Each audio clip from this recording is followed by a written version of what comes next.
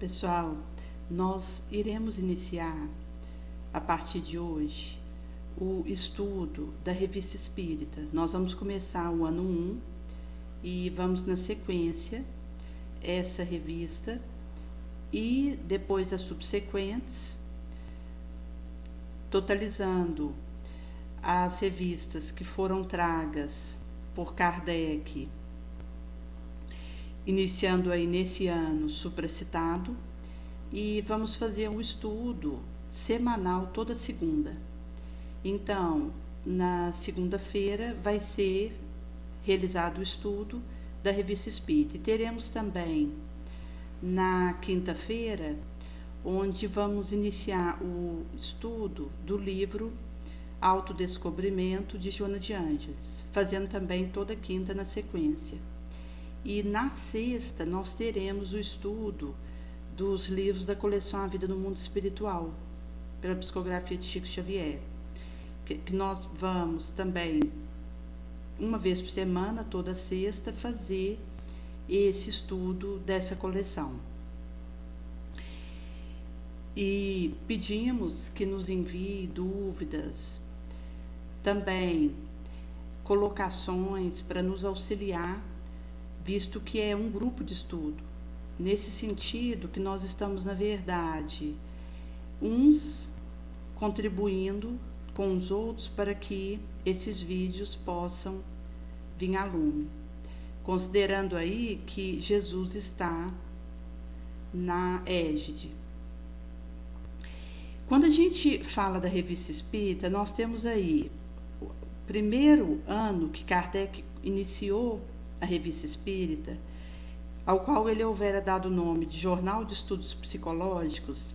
Então, a gente tem aí o ano 1, janeiro de 1858, e número 1, nós iremos iniciar a introdução. Hoje, vamos fazer a parte da introdução da primeira revista no ano 1.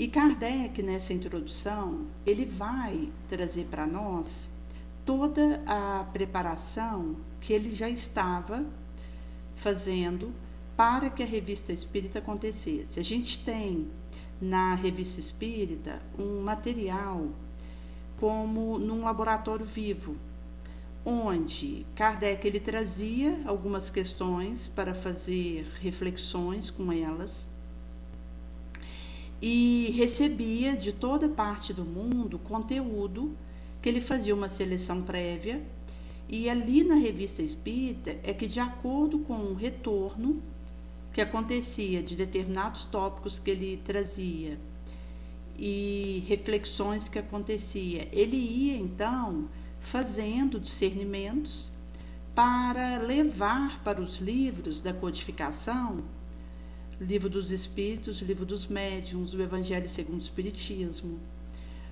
a Gênese, o Céu e o Inferno. Temos as obras póstumas, que foi publicado pós-desencarne de Kardec, e tem também o livreto, que é o Espiritismo. E nesse sentido, que quando a gente fala do Pentateuco da codificação, são conteúdos que Kardec, pela Revista Espírita, ele ia fazendo as fermentações. Então, nessa introdução, ele vai falar um pouquinho acerca do estado moral da sociedade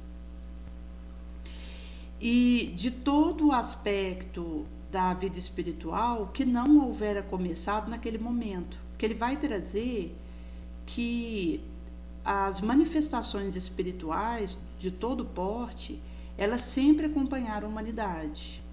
Seja na cultura que fosse, na época que fosse, no grupo que fosse, a espiritualidade, ela sempre se comunicou, enquanto aí os desencarnados, que fazem parte da psicosfera terrestre, esteve presente aqui, enquanto uma manifestação aqui, uma intuição acolá, uma revelação em outro local, que diz de um intercâmbio que é constante.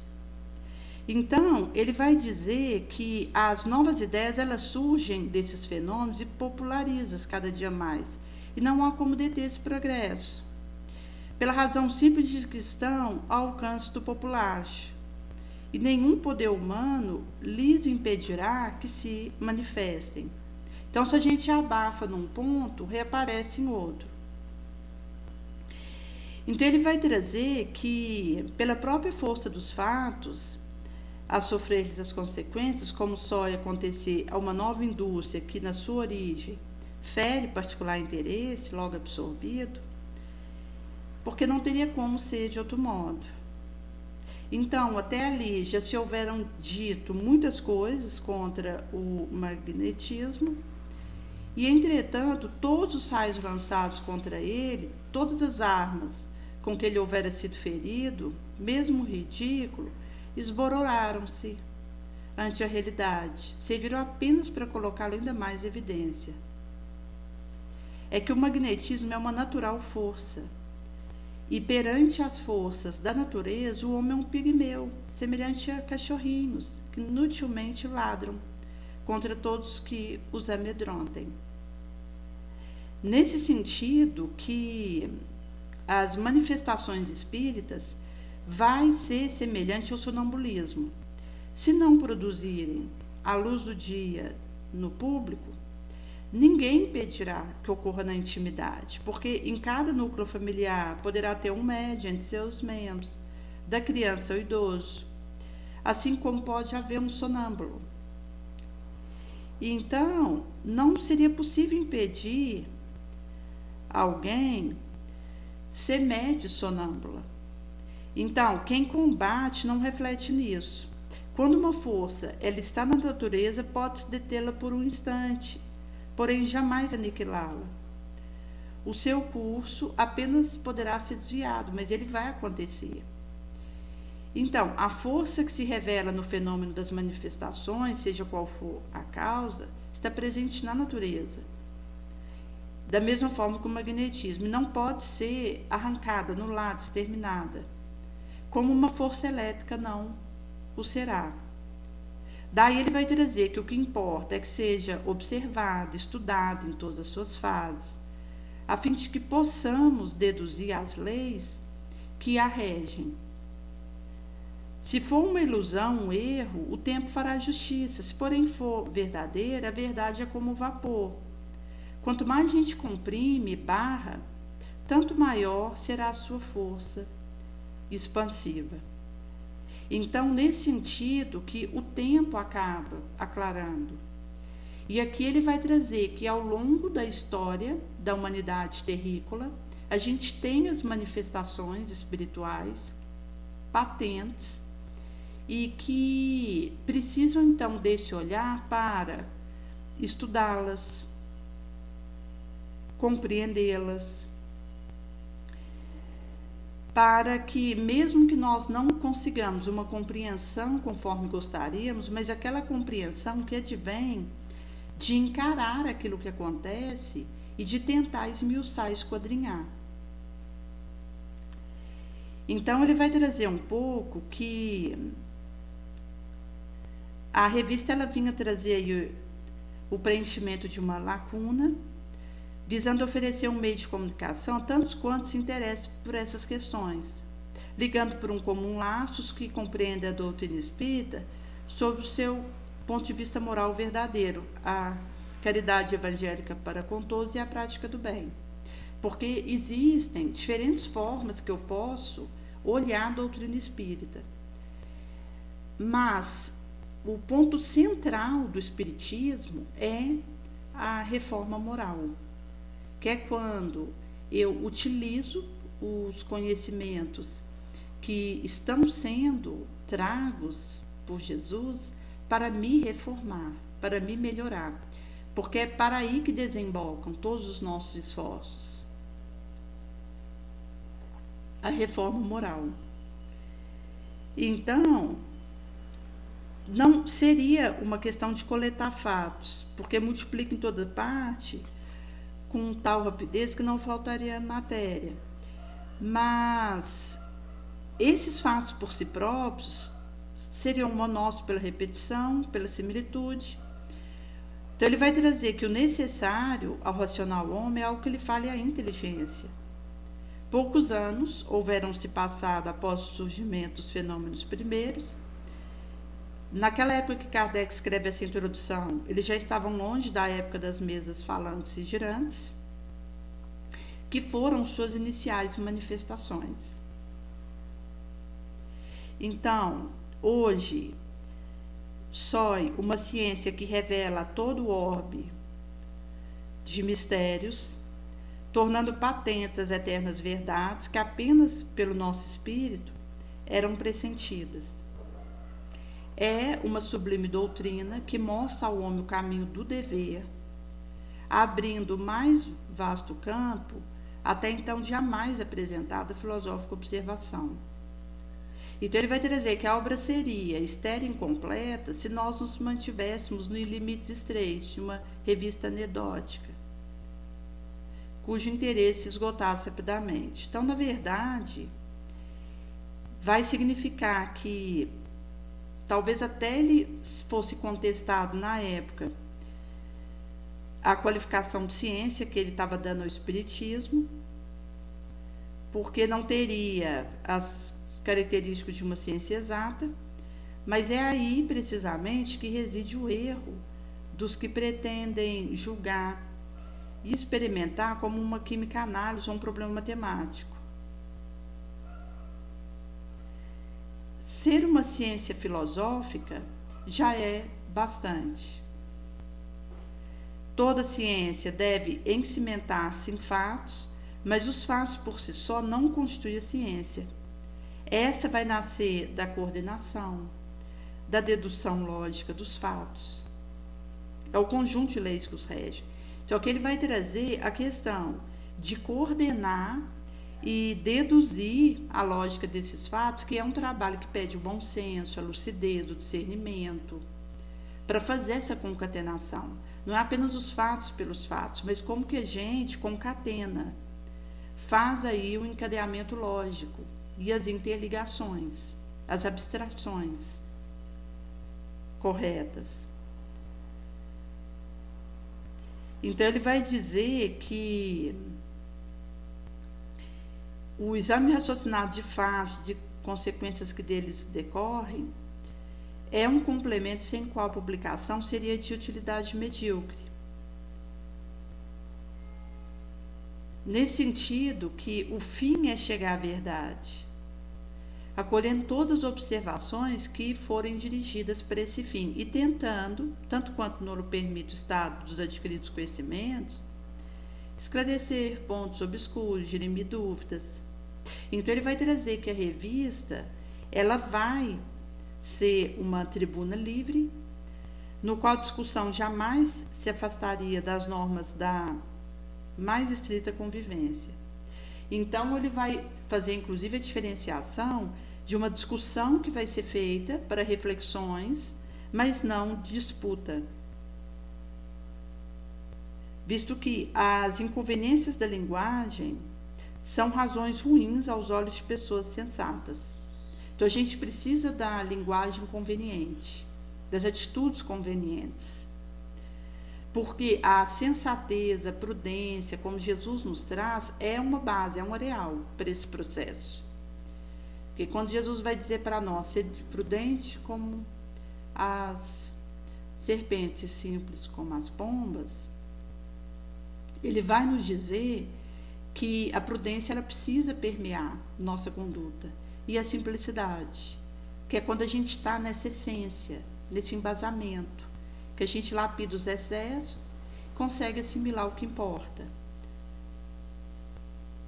que vai ter aí o nosso norte, o nosso modelo e guia Jesus. Então, quando a gente considera disputa, linguagem conveniente, ele vai trazer que é uma arma de quem não possui algo melhor, voltando-se contra aqueles que dela se servem.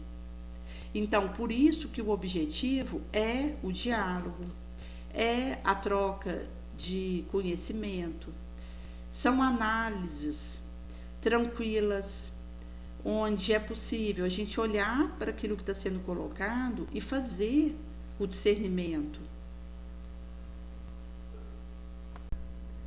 Nesse sentido que ele vai trazer sobre até mesmo o aspecto da linguagem adequada. Porque da maneira como eu penso, eu sinto, eu falo, porque acaba que a fala diz do que o coração está cheio.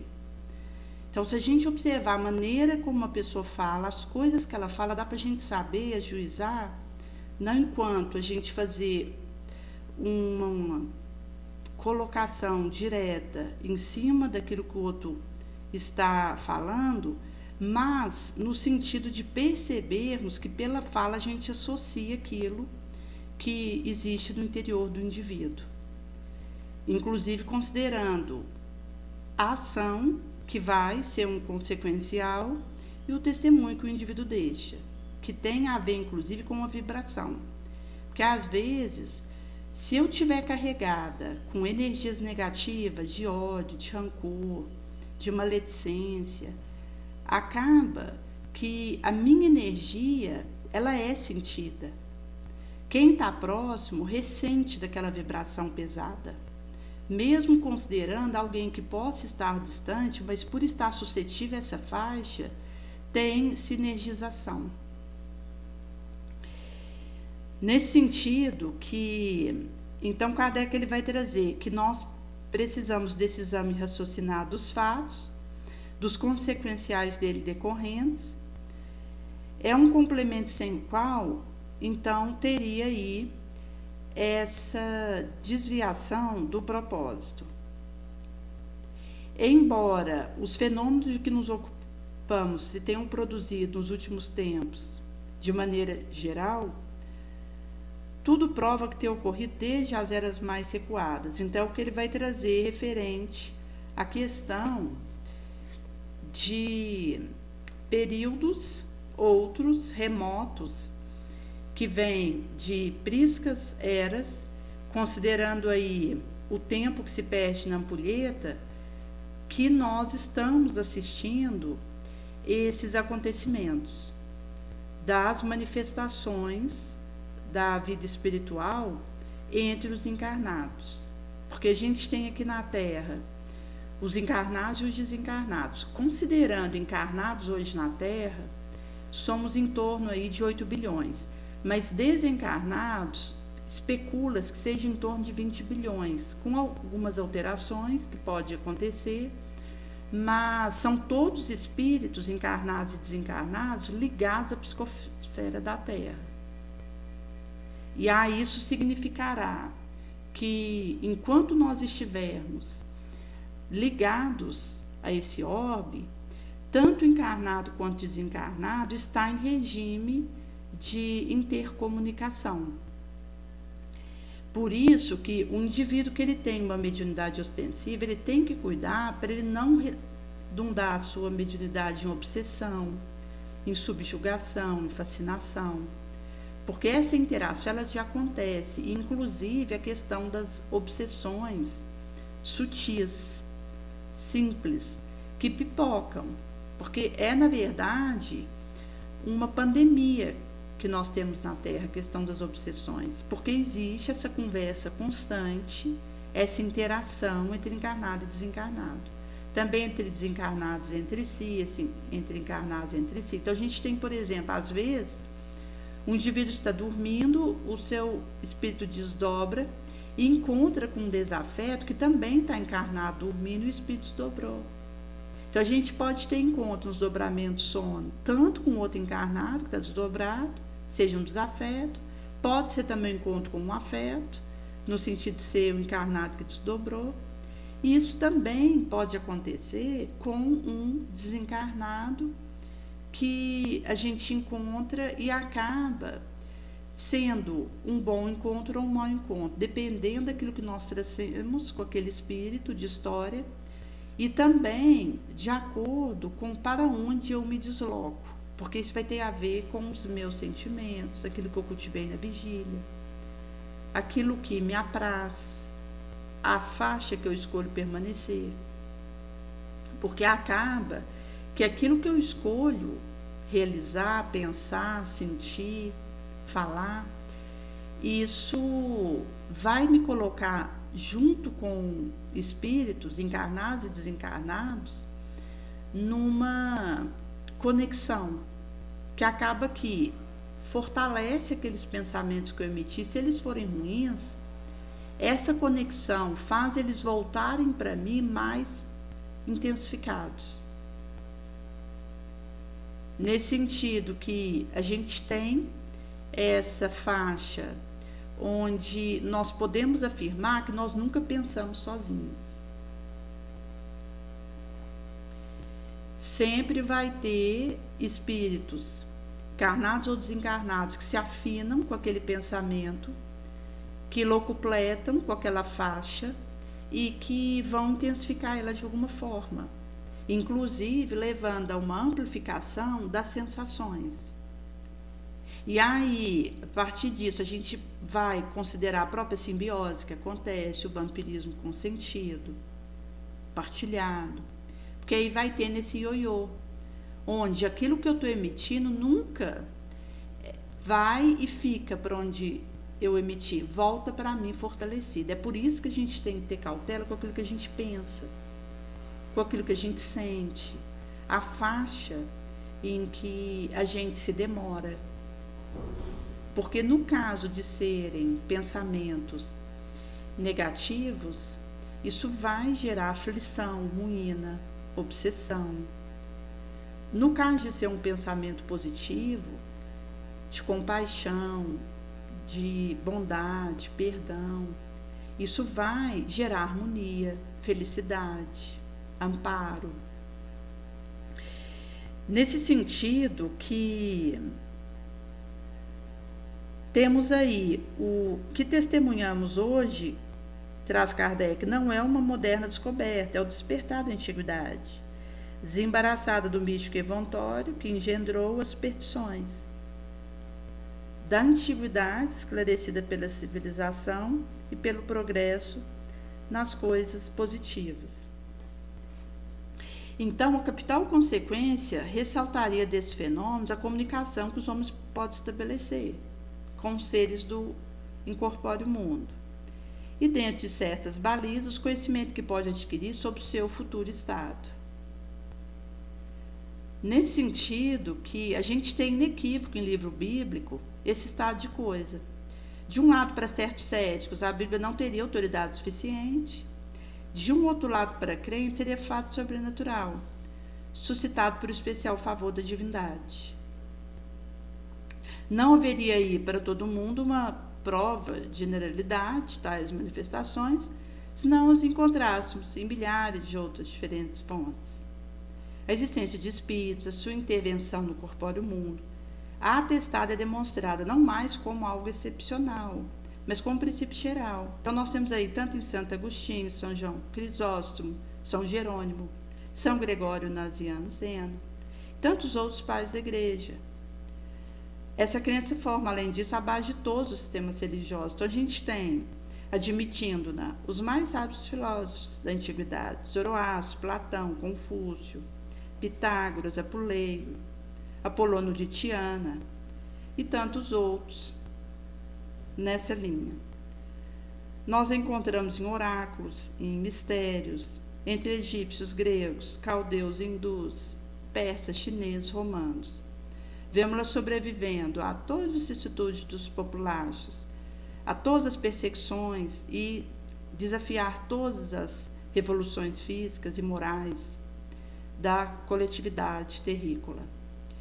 Mais tarde encontraremos isso entre feiticeiros e adivinhos da Idade Média, nos Wills e nas Walquírias dos escandinavos, nos Lésticos e nos Domestinos dos eslavos, nos elfos dos teutões, nos Oryx e nos Browns da Escócia, nos Tensarpolits dos bretões, nos Pôlpicas, nos Semes dos Caraíbas, em toda a falange de ninfas, de gênios maus e bons, gnomos, silfos, duendes, fadas, com os quais todas as nações povoaram o espaço. Encontramos a prática dessas evocações entre os povos de Kamchatka, Sibéria, Islândia, entre os indígenas da América do Norte, os aborígenes do Peru e México, entre os estúpidos selvagens da Nova Holanda e na Polinésia. Então, seja qual forem os absurdos que cercam a crença e desfiguram segundo lugares e tempos, não podemos discordar que ela parte de um mesmo princípio, menos ou mais deturpado. Então, uma doutrina ela não vai sobreviver a milhares de gerações, não se torna universal, não se implanta de um polo a outro entre os mais diversificados povos, pertencentes a todos os graus da social escala, se não estiver fundada em algo positivo. O que seria esse algo? Então, Kardec vai trazer que as demonstrações recentes atestariam. Procurar as relações que possam existir entre tais manifestações e todas essas crenças seria, então, essa busca da verdade. A história da doutrina espírita é a história do espírito humano. Por isso, a necessidade de estudarmos isso em todas as fontes que nos fornecerão uma inesgotável mina de observação. Quão interessantes como tão instrutivas, sob fatos geralmente pouco conhecidos. Essa parte nos dará a oportunidade de explicar a origem de uma porção de lendas, populares crenças, delas destacando o que toca a verdade, a superstição, a alegoria. Então, no que toca concernindo às atuais manifestações, daremos explicação de todos os patentes fenômenos testemunhados ou que chegarem ao nosso conhecimento, quando parecerem merecer nossa atenção, considerando aí os leitores da revista. De igual modo, Kardec vai explicando, faremos em relação aos espontâneos efeitos que por vezes se produzem entre pessoas alheias às espíritas práticas e que revelam seja a ação de um poder oculto, seja a manifestação da alma enquanto a sua emancipação. Tais são aparições, visões, dupla vista, pressentimento, íntimo aviso, secreta voz. A narração desses fatos acrescentaria-se a explicação, tal como ressalta do conjunto dos princípios. Faremos notar que esses princípios, enquanto narrar esses fatos, eles decorrem do próprio ensinamento dado pelos espíritos, fazendo abstração das ideias próprias. Então, não é uma teoria pessoal que será exposta, mas aquela comunicada e da qual não seremos senão meros intérpretes. Então, Kardec vai trazer aqui esse detalhe que vai abstrair das próprias ideias. Então, ele, na verdade, está se colocando como mero intérprete das revelações do mundo maior, que é o astral, sob a égide de Jesus e o Espírito de Verdade, que foi prepostado pelo Cristo para liderar a terceira revelação, que é o Espiritismo. E nesse sentido, que temos aí o Consolador prometido por Jesus acontecendo. Então, Kardec vai explicar que seria dado no espaço grande as comunicações verbais dos espíritos escritas, sempre que tiver um fim útil. Assim como as evocações de antigos personagens ou modernos, obscuros ou conhecidos, sem negligenciar as íntimas evocações, que tem a sua cota instrutiva. Abarcarão todas as fases de materiais de manifestações e também as inteligentes do incorpóreo mundo. Doutrina Espírita nos oferece a única solução racional e possível de uma multidão de fenômenos antropológicos, morais, dos quais testemunhamos diariamente, para os quais procura inutilmente explicação em outras doutrinas conhecidas. Então, vai ter aí a questão da simultaneidade de pensamentos, simpatias, antipatias, anomalia de certos caracteres, aptidões, intuitivos conhecimentos, destinos que parecem marcados pelas fatalidades, propensões.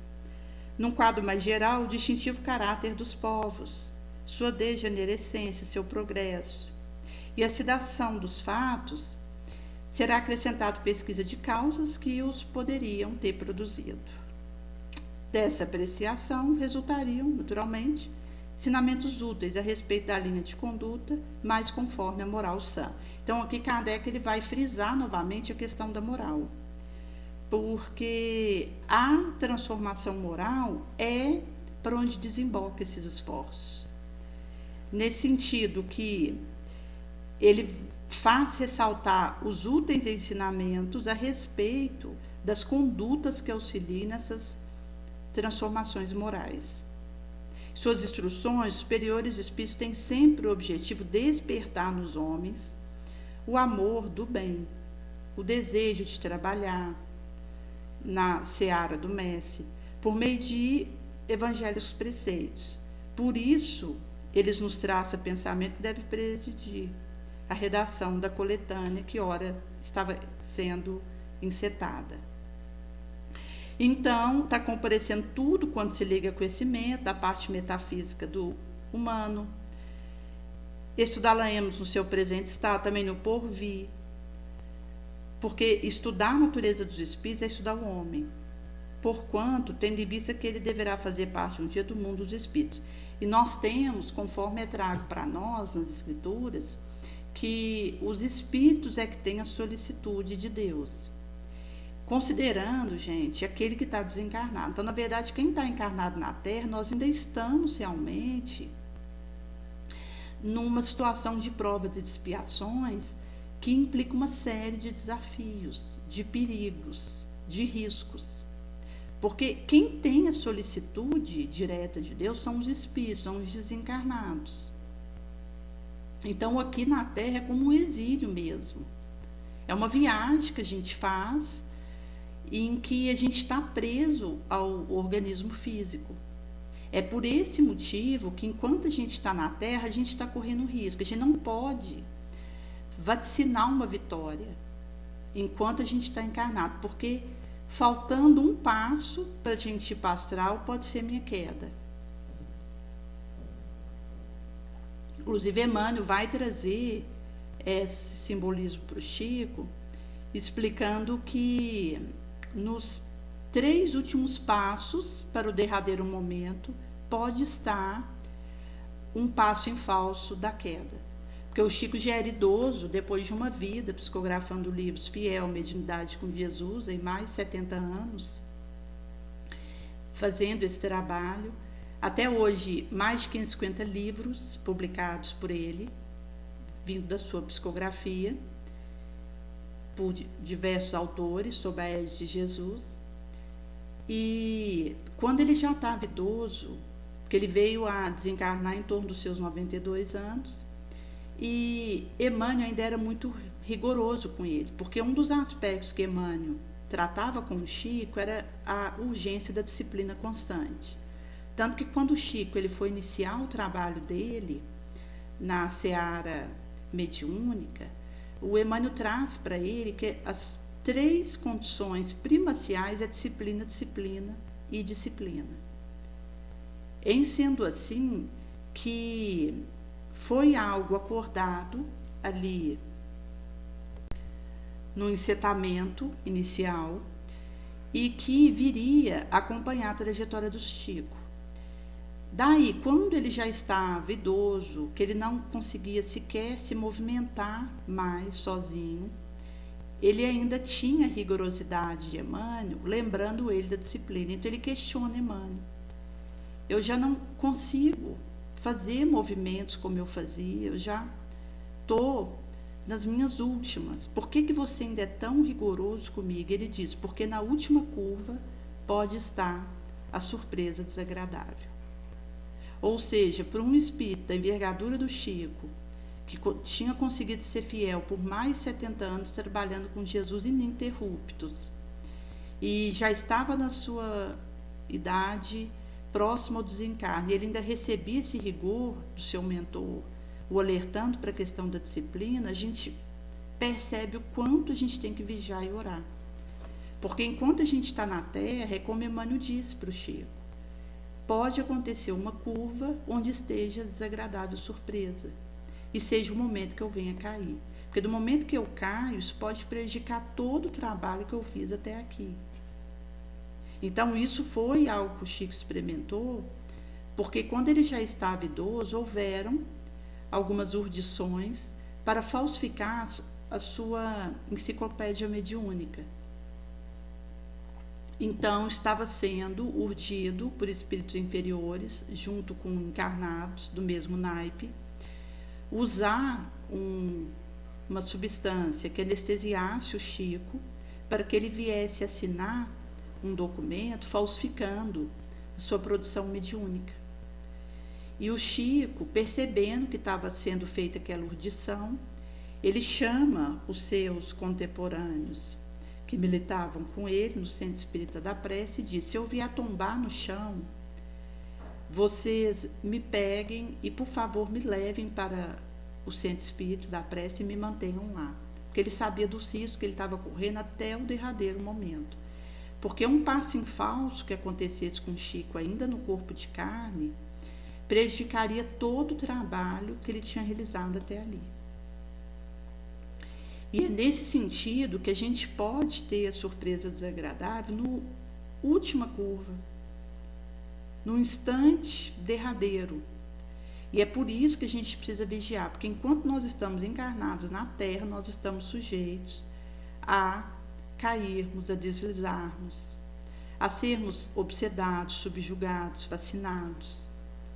E quando a gente considera, por exemplo, a obsessão, a mais difícil de ser tratada não são as obsessões odiosas que acontecem, seja por ligações que tem entre duas pessoas por um pregresso difícil que tiveram e que leva um espírito desencarnado a desejar vingança em relação ao que está encarnado, esse dentro do grupo das obsessões odiosas. Seja pela atividade que o indivíduo realiza, porque às vezes alguém realiza uma atividade e trabalha no bem, que o desencarnado, ele não quer que aquele trabalho aconteça, porque está levando benefícios para outras pessoas, que ele não tem interesse que sejam beneficiadas. Então, ele pode encetar uma obsessão odiosa com aquele indivíduo para tentar parar o trabalho bom que ele está realizando. Existe um terceiro caso de obsessão odiosa, que é a inveja, que é quando alguém, percebendo o trabalho que o outro está fazendo, se sente incomodado pela luz do outro, porque cada vez que ele vê o trabalho do outro, ele enxerga aquilo que ele ainda não conseguiu. Então, a inveja acaba que se torna um ódio, por isso que tem que ter cuidado com esses tipos de sentimentos, que o primeiro a ser prejudicado é quem odeia, é quem inveja outrem. E nesse sentido, que um indivíduo invejoso, considerando aí um desencarnado, então ele vai iniciar uma obsessão com o encarnado, enquanto uma tentativa, que é uma obsessão odiosa. Tem inclusive aquela historieta do vagalume com o serpente que estava indo atrás do vagalume para tentar engoli-lo.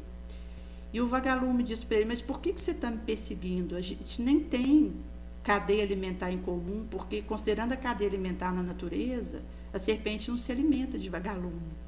Porque a gente tem uma sequência da cadeia alimentar que começa com a planta, que é o produtor da cadeia alimentar terrestre, a gente tem as cadeias alimentares marinhas, que envolvem as algas como produtoras,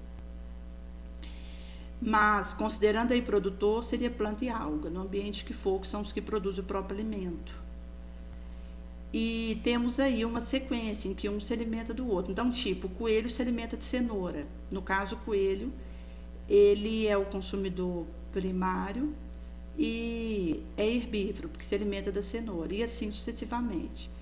Agora, a serpente e o vagalume não tem uma ligação na cadeia alimentar entre os dois. Então, o vagalume pergunta: mas por que você está me perseguindo? A gente não faz parte da cadeia alimentar que nos conecta. E a serpente responde: porque o seu brilho me incomoda. Então, é essa questão da inveja, porque acaba que entra na obsessão odiosa. E a gente tem as obsessões não odiosas, que tem a ver com a questão de viciações, porque todo aquele que está viciado, ele está obsedado. Tem aí a questão de apego, porque às vezes o indivíduo ele é apegado a outro, normalmente um avô que venha desencarnar e tinha um neto, por exemplo, querido a ele. Ele em espírito pode ficar próximo daquele neto por apego.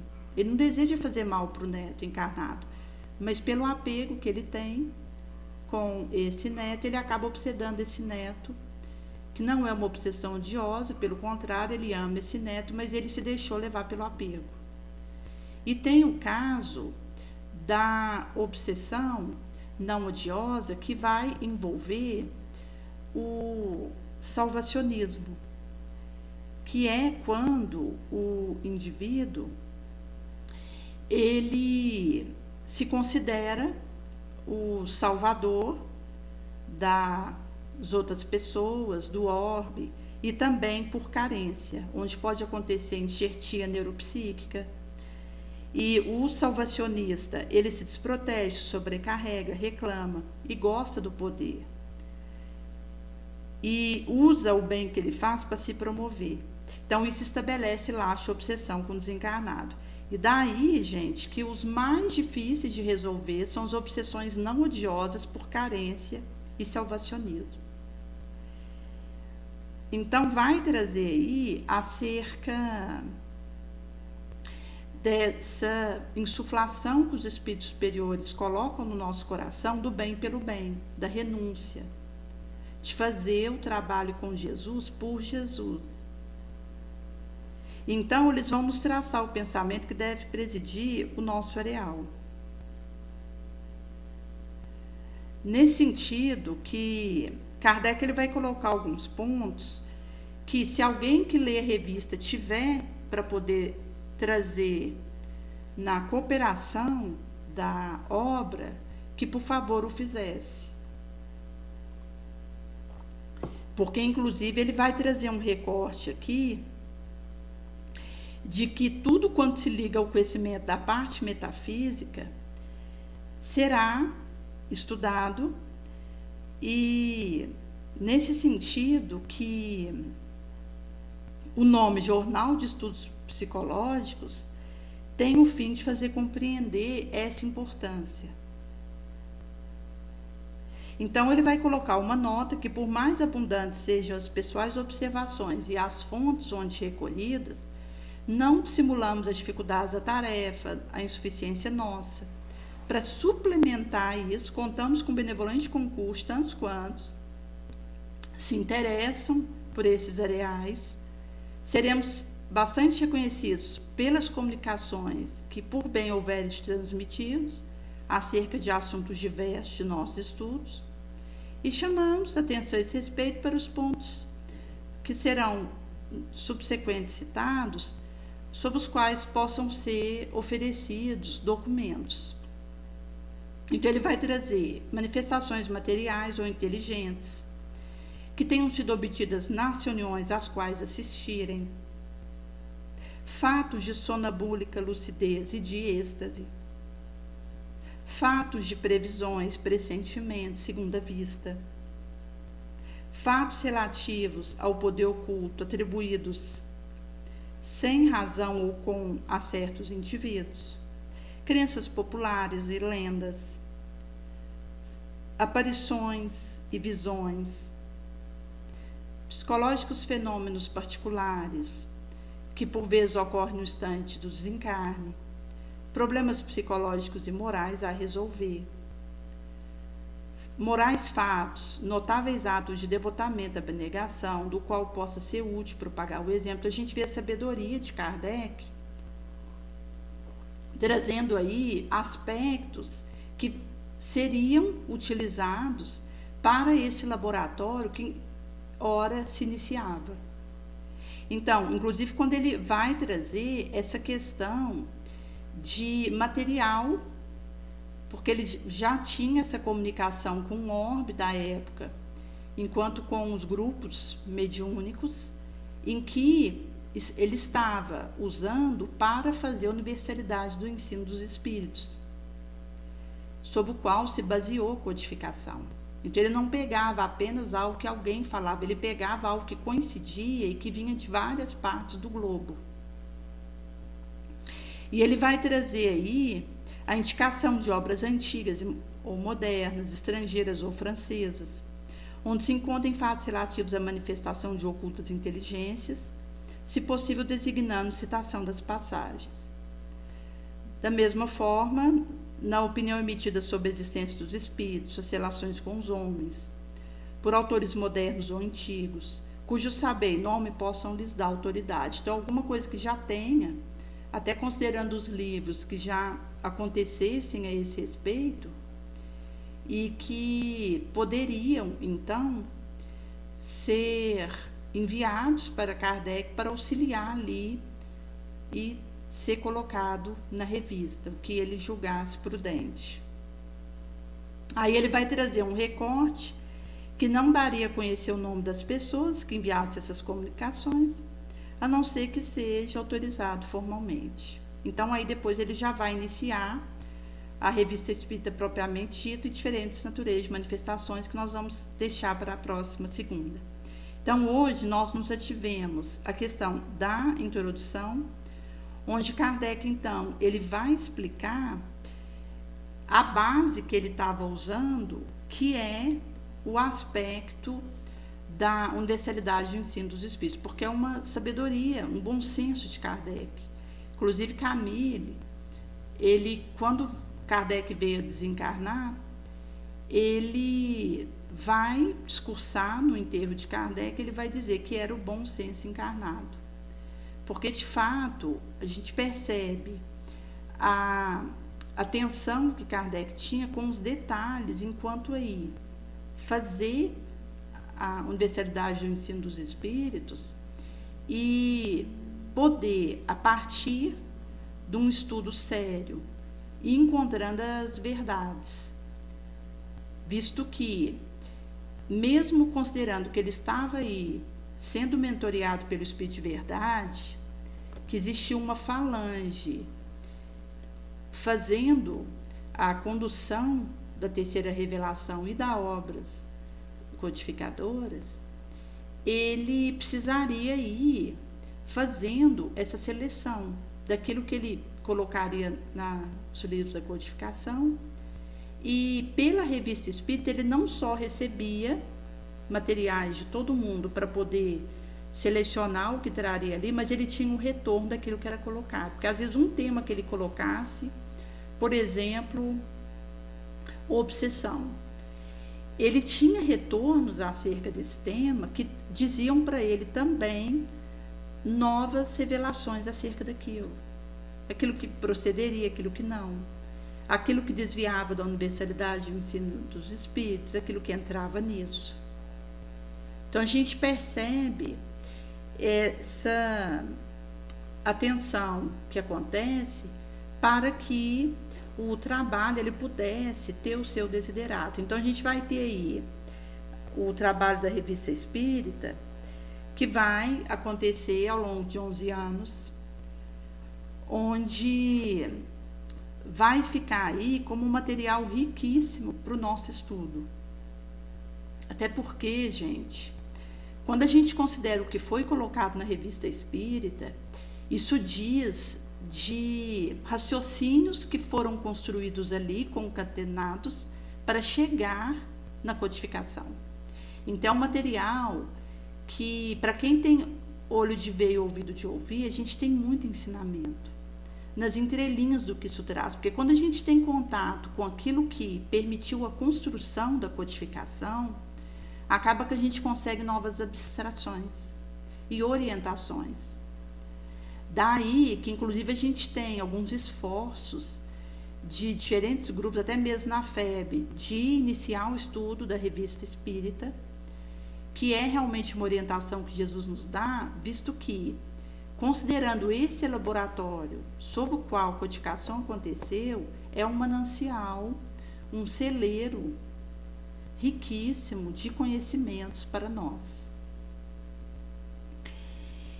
É nesse sentido que nós iremos fazer esse estudo e a gente tem aí um recorte do Evangelho de Jesus e que tem a ver com essa atitude de humildade para poder levar a efeito aquilo que é necessário. A gente tem no recorte do Evangelho de São João, capítulo 13, numa lição de humildade, Jesus ele lava os pés dos discípulos. Então, vai ser trago que antes do dia da festa da Páscoa, sabendo Jesus que era chegada a sua hora de passar deste mundo ao Pai, como houver amado os seus que estavam no mundo, amou-os até o derradeiro momento. Acabada a ceia, como já tinha o diabo posto no coração de Judas, filho de Simão Iscariotes, a determinação de entregar Jesus, sabendo que o Pai tudo lhe dera nas mãos e que de Deus viera, e para Deus ele iria. Ele levanta-se da ceia, depôs suas vestes, pega numa toalha, cingiu-se.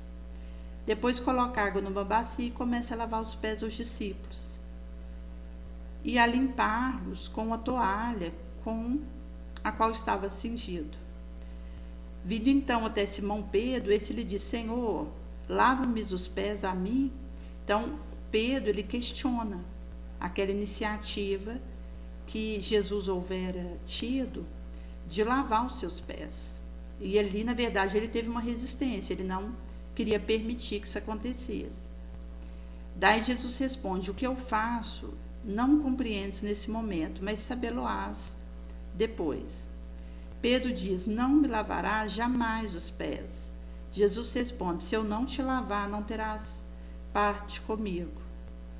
Simão Pedro então diz: Senhor, não somente os meus pés, mas também a cabeça, minhas mãos. Jesus diz: aquele que já tenha se lavado, não tem necessidade de lavar senão os pés. No mais, todo ele está limpo.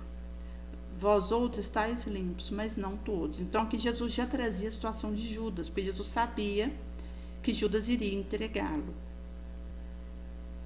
E então ele diz, no subsequente: sabeis o que vos fiz? Logo depois que ele termina de lhes lavar os pés, veste suas roupas, assenta-se novamente e faz esse questionamento. Porque a profundidade da atitude de Jesus, ele percebeu que ainda não tinha sido divisado o alcance disso pelos discípulos. Então Jesus vai explicar o que ele tinha realizado. Vós me chamais mestre e senhor, dizeis bem, eu sou. Se eu, sendo vosso senhor, vosso mestre, vos lavei os pés, deveis vós também lavar-vos os pés uns dos outros. Porque eu trouxe para vocês o exemplo, para que como eu fiz, assim vocês também façam. Porque Jesus já tinha trago: eu sou o caminho, a verdade e a vida. E Jesus sabia que ele é o nosso modelo, o nosso guia. Nós não temos outro.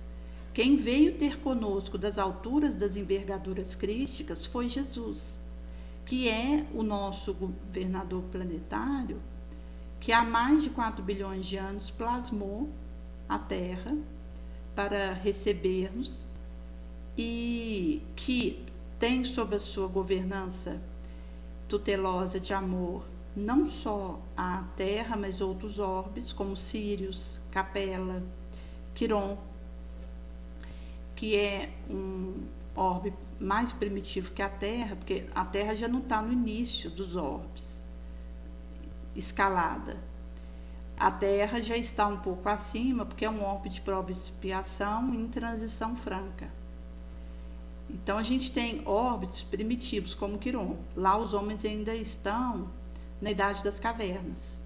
Inclusive é por isso que a gente tem associação de degredo de espírito que está sendo degradado da Terra indo para Quiron, que é um alerta para todos nós, porque se a gente não vigia e ora, eu posso ser a próxima, considerando aí que aquele que conseguir fazer a reforma moral dentro de si, sustentar isso até o fim, até o derradeiro momento na Terra, esse assente com a Terra.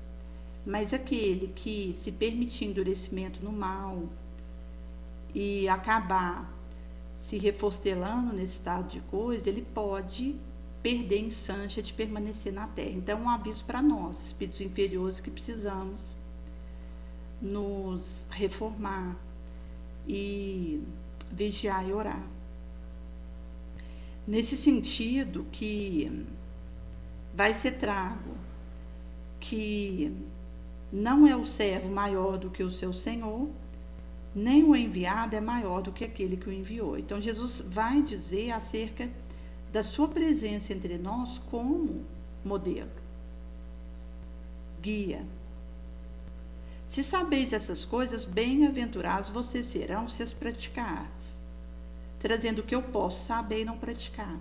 E é esse o risco, porque eu preciso transformar o meu conhecimento em atitude prática, não esperar pelo outro para fazer isso, ou algum aviso, mas eu me antecipar. Esse é o desafio. Não digo isso de todos vós, eu conheço os que tenho escolhido. Porém, é necessário cumprir o que diz a Escritura: o que come comigo o pão, contra mim levantará o seu calcanhar. Então, Jesus, ele lava o pé de Judas, sabendo que o calcanhar de Judas se voltaria contra ele. Então, mostra aí a simplicidade de Jesus.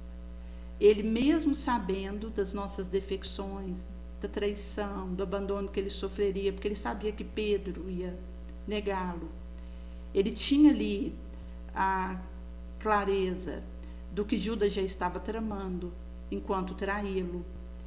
Então, essa questão da ingratidão, da traição, do abandono, são dores morais pungentes. E Jesus, mesmo perante essa situação, ele se abaixa e lava os pés daqueles discípulos, os mesmos que o trairia, o abandonaria, o negaria, seriam ingratos. Então, ele vai trazer que desde agora eu vou-lhe digo, antes que suceda, para que quando acontecer, acreditem que eu sou. Em verdade vos digo, aquele que recebe quem o enviar, recebe a mim. E o que a mim recebe, recebe aquele que me enviou. Então, no subsequente, Jesus contubou-se e protestou, dizendo: em verdade vos digo, um de vós me há de entregar. Então, os discípulos entreolham-se, hesitantes por saber a quem se referia. Então, um dos seus discípulos, ao qual Jesus amava, que aqui é João, estava à mesa reclinado sobre o peito de Jesus. Acena para ele Pedro e pergunta: disse-lhe quem é o de quem ele fala? Aquele que havia se reclinado sobre o peito de Jesus pergunta a Jesus: Senhor, quem é? E Jesus responde: é aquele a quem eu der o pão molhado. Então, Jesus molha esse pão e dá a Judas, filho de Simão Iscariotes. Após o bocado, entra nele Satanás. Então, Jesus diz para Judas: o que você pretende fazer, faz depressa. Nenhum dos que estava à mesa houvera percebido com que propósito isso lhe fora dito. Como Judas era o que tinha a bolsa, alguém houvera pensado que Jesus estava querendo dizer: dê logo alguma coisa aos pobres, ou compra logo de que necessitamos para o dia da festa. Então, assim que Judas receber o bocado, sai prontamente. Então, que já estava de noite. E é aí que Jesus vai trazer o mandamento do amar-nos uns aos outros. Porque até aqui, Jesus ele trazia: ama o próximo como a ti mesmo. Inclusive, Jesus houvera trago do Antigo Testamento sobre amar a quem me ama e odiar a quem me odeia. Então, Jesus ele modifica e diz: ama os seus inimigos, fazei o bem àqueles que vos odeiam, orai pelos que maltratam, perseguem, caluniam. E ele vai trazer sobre essa perspectiva do amar como eu me amo. Mas é aqui, depois que ele lava os pés dos discípulos, sabendo que ele seria traído, por esses mesmos discípulos que estavam no meio dos quais ele estava lavando os pés, que ele seria abandonado, que ele seria negado, que ele seria recebendo a ingratidão. E depois que isso acontece, inclusive ele já recebe ali o calcanhar de Judas contra ele, ele vai então trazer o amar como ele nos ama. Então, agora está revelado o Filho do Homem e Deus nele é revelado, Jesus fala. Se Deus está revelado nele, Deus revela-o nele próprio, revelá-lo-á sempre. E aqui, gente, o estado da envergadura de Jesus, porque nós temos o ego e o self. O ego, ele vai dizer com uma situação da nossa sombra.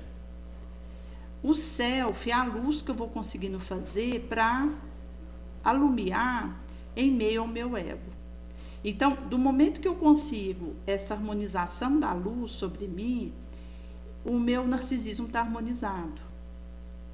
Porque a questão do ego, que quer evidência, que quer o elogio, que quer estar certo, ter a palavra final, isso tem a ver com a nossa sombra.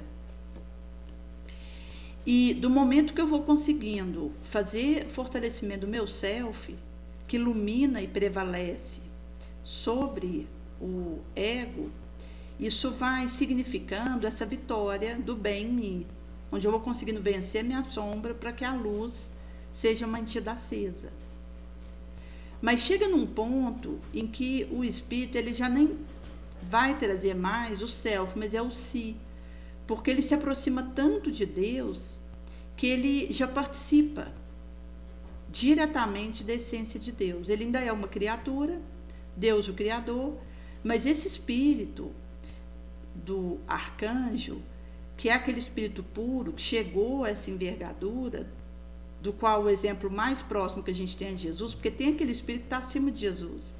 Mas Jesus foi o modelo mais perfeito, que veio ter conosco e que é uma envergadura crítica. Então, um espírito como Jesus, ele já não tem mais que fazer o self sobrepujar o ego. Ele já está no si, que é essa identificação com Deus. Enquanto aí já participar das bênçãos do Criador. Nesse sentido, é que Jesus ele vai dizer que Deus revela nele próprio e revela-lo-á sempre. Então, no subsequente, Jesus diz: filhinhos, ainda um pouco estou convosco, vocês vão me buscar, e o mesmo que disse aos judeus, não podeis ir para onde vou. Assim também eu digo para vocês. E aí é que ele vai trazer o inovidável ensinamento: amai-vos uns aos outros como eu vos amei. Amai-vos mutuamente. Nisso conhecerão todos que sois os meus discípulos, se vocês amam uns aos outros. Então é aqui que Jesus vai trazer. Então ele esperou o momento adequado, onde ele lava os pés dos discípulos, mesmo em meio àquela situação, até porque os discípulos que estavam ali, inclusive considerando que Jesus ele tinha lavado o pé de Judas, e ele disse que alguém que ele tinha lavado os pés voltaria contra ele o calcanhar. Então, é em meio a essa exemplificação que ele vai, então, disserrar, rasgando o amar como eu vos amo. Até aqui, Jesus tinha falado: ame o outro como a si mesmo. Ame o inimigo, faz bem aquele que tem por você ódio, reza por quem te persegue, te maledifica. Mas, desse momento aqui, ele já vai, então, disserrar algo mais profundo. E é esse amor como ele nos ama que ele vai nos pedir para termos mutuamente. E aí então ele prediz a negação de Pedro, porque quando Pedro questiona ele: Senhor, para onde vais? Jesus diz: para onde eu vou você não pode me seguir agora, mas depois você vai me seguir. E então Pedro diz: por que não te posso seguir agora? Darei minha alma por ti. E Jesus refala: darás tua alma por mim? Questionando ele. Em verdade te digo, o galo não cantará sem que tu me negues 3 vezes. Então, ele vai trazer a questão da negação tripla que Pedro realizaria. No subsequente, Pedro, ele chora amargamente do momento que isso acontece, que uma serva reconhece ele, quando Jesus já estava sendo supliciado, ele nega, ela fala de novo, recolocando que ele era um dos discípulos de Jesus, ele novamente diz que não sabia do que ela estava falando. Novamente, uma terceira vez, ela diz que tinha certeza que ele era um dos que estavam com o mestre, e ele então diz que não conhecia, que ela estava equivocada, e aí o galo canta. É quando Pedro lembra do que Jesus houvera dito, que ele o negaria 3 vezes, e aí Pedro chora amargamente. E Jesus, que estava ali preso, sendo barbaramente torturado, ele, naquela condição, quando ele olha, naquele momento, o olho de Jesus encontra o olho de Pedro, onde Jesus, com aquele olhar, acolhe, se compadece de Pedro e o perdoa. Então, Pedro, naquele momento, ele conseguiu se perdoar para seguir, porque se Pedro tivesse revoltado contra a sua fraqueza, ele não conseguiria acolher aquele perdão de Jesus na sua direção. Então, do momento que ele sente que Jesus o acolhe, que Jesus o perdoa, ele antes já tinha cimentado dentro de si um auto-perdão, para colher a nova chance que Jesus estava dando para ele, para que ele pudesse continuar. O que infelizmente não aconteceu com Judas, porque Judas não conseguiu se perdoar por ter traído Jesus. Então a gente tem 2 situações em que um trai, o outro nega, e que um consegue se auto-perdoar, se auto-acolher para seguir, e o outro sucumbe. Então a gente tem esse aspecto de Pedro, que ali, mesmo tendo negado triplamente o mestre, ele consegue continuar e fazer uma trajetória dali para frente, onde, normalmente, a partir do início da Casa do Caminho, depois da crucificação e ressurreição de Jesus, em que ele deixava de estar conosco fisicamente, mas permaneceria conosco energeticamente, que Pedro, Tiago e João iniciam a Casa do Caminho, é a partir daí que vai acontecer, de fato, a conversão de Pedro. Inclusive, Jesus houvera dito para ele: quando você se converter, pacifica o meu rebanho. No sentido de colocar sobre Pedro a condução ali da igreja nascente enquanto o cristianismo, porque Jesus não fundou uma religião. E nesse sentido que Jesus vai dizer, quando você se converter, porque Jesus sabia que Pedro não estava convertido, mesmo estando com Jesus 3 anos, vendo ele curar cego, andar sobre a água, vendo ele ressuscitar Lázaro, vendo ele levantar quem já estava na cama, no instante derradeiro. Mesmo Pedro tendo visto uma série de acontecimentos fenomenológicos da ação de Jesus, inclusive a multiplicação de pães, então Pedro participou daquilo que Jesus realizou ao longo daqueles 3 anos. E mesmo ele vendo aqueles fenômenos ciclópicos, ele não houvera se convertido. Foi depois da ressurreição de Jesus, mormente, a partir do trabalho da Casa do Caminho, que Pedro vai edificando a sua conversão. Então, ele precisou primeiro se perdoar, porque depois de ter estado com Jesus aqueles anos, ele nega triplamente Jesus. E a partir desse perdão que ele mesmo, é que ele iniciaria uma trajetória de conversão real, ao qual ele seria fiel até o fim. Quando aconteceu o desencarne de Pedro, que seria também crucificado, ele pede para ser crucificado de cabeça para baixo, porque ele não era digno de morrer como Jesus. Mas Judas não teve a mesma força. Inclusive, quando a gente faz a nossa oração, que nós precisamos pedir a clareza para Jesus, força, conselho, assistência dos bons espíritos, para nos auxiliar,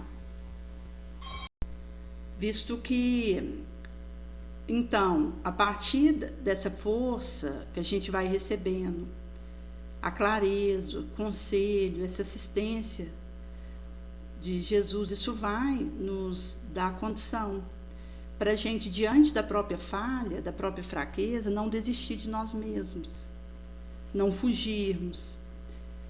E nesse sentido que Judas não logrou a mesma força que Pedro teve, porque diante da traição que ele fez a Jesus, das consequências que teve, ele acaba que vai para uma figueira e se enforca no ramo daquela figueira.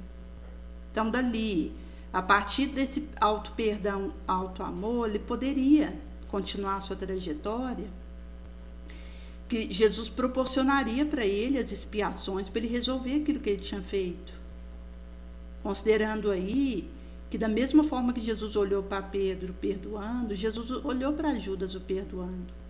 Mas Judas, por não ter conseguido se perdoar, não conseguiu acolher o perdão de Jesus. E é depois de alguns anos que Judas estava no Vale dos Suicidas, em sofrimentos atrozes, que quem vai retirá-lo de lá é Maria, mãe de Jesus, porque ela que cuida do Vale dos Suicidas. Inclusive, a gente tem a colônia Maria de Nazaré, trago pela Ivone, onde ali o espírito Camilo ele vai relatar que são recebidos espíritos suicidas, que estavam em regiões difíceis no astral, como o Vale dos Suicidas, e que são recolhidos lá, onde eles são tratados e preparados para uma próxima encarnação. Então, 13 anos depois do suicídio de Judas, quem vai buscá-lo é Maria, e dá a ele uma nova mãe, uma nova encarnação na Terra, a bênção do esquecimento, conforme ela houvera prometido para ele na conversa que teve com ele quando foi buscá-lo. Então, ela leva ele para ser tratado no astral e prepara para ele uma nova encarnação. E Judas vai fazer uma trajetória. A partir daí, normalmente, a próxima encarnação que ele teria, onde ele foi espiando e reparando. Hoje, o Judas é um espírito puro. Mas, naquela época em que ele houvera realizado a traição a Jesus, ele não deu conta de se perdoar. Por isso que até mesmo a gente se perdoar e se acolher e não desistir de nós próprios, tem a ver com uma força que eu preciso ter para que eu consiga, diante das minhas vulnerabilidades, persistir no caminho nobre. E aqui, gente, vai trazer para nós o aspecto, Conselho Chico vai trazer na frase, Jesus não é uma personalidade a ser adorada, é uma verdade a ser vivida a todo instante.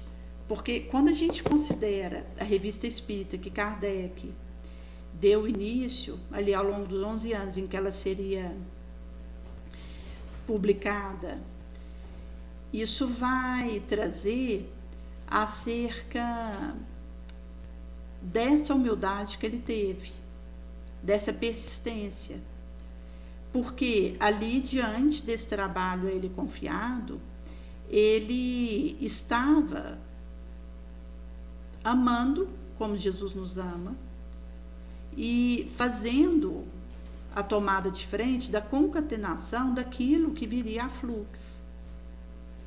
Em sendo assim, o serviço, a abnegação tem a ver com eu me tornar servo dos outros, me colocar como a menor, aquela que auxilia, porque é essa vibração de me prostrar e lavar o pé do outro, porque isso vai trazer para nós que mesmo que eu receba de volta a ingratidão, a traição, o escárnio, a ingratidão, enquanto aí essas colocações subreptícias e traiçoeiras que chegaram para Kardec naquela época, inclusive com as tentativas de falir as tentativas que ele estava realizando. Então a gente tem inclusive alguns relatos de Kardec das perseguições que o espiritismo sofreu, das calúnias que recaíram sobre ele. Inclusive ele vai trazer um determinado recorte da revista Espírita de um dado ano, que ele estava num momento difícil pelas calúnias que ele estava recebendo e pelos vitupérios, e ele estava quase desanimando, porque o peso realmente estava vergando de forma importante sobre seus ombros, mas ele sabia que precisava ficar de pé. E então ele recebe uma encomenda de alguém que estava decidido a tirar a própria vida e tinha ido ali até o rio, na Paris, para se julgar naquele rio, e pelo vento chega nele um livro dos Espíritos. E ele, ao pegar aquele livro, acaba que se entretém e passa a ideia de pular naquela ponte enquanto se jogar no rio. E ele, então, lê o livro dos Espíritos e passa a ter compreensões que vieram consolá-lo. E ele pôde, então, reconstruir a sua vida. E ele escreve uma mensagem para Kardec agradecendo pelo trabalho dele, pelo livro dos Espíritos, e o emulando a não desistir, a continuar, para que outros, como ele tinha sido beneficiado, pudessem ser beneficiados pelo trabalho da codificação, por aquilo que Kardec estava trazendo a lume. E nesse momento, Kardec sente o fortalecimento interior, num instante que estava difícil, aquilo que ele estava vivendo, mas um êmulo que o ajudou a prosseguir, a não desistir.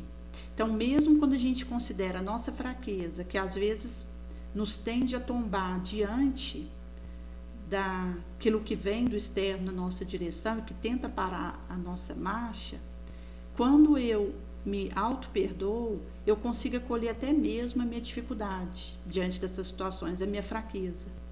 E isso me dá esse êmulo, cônsono o exemplo de Jesus, para prosseguir de maneira intemerata, onde a gente vai conseguindo dar o próximo passo rumo ao objetivo, visto que estamos sob indefectíveis leis morais, que dará a cada um segundo sua obra.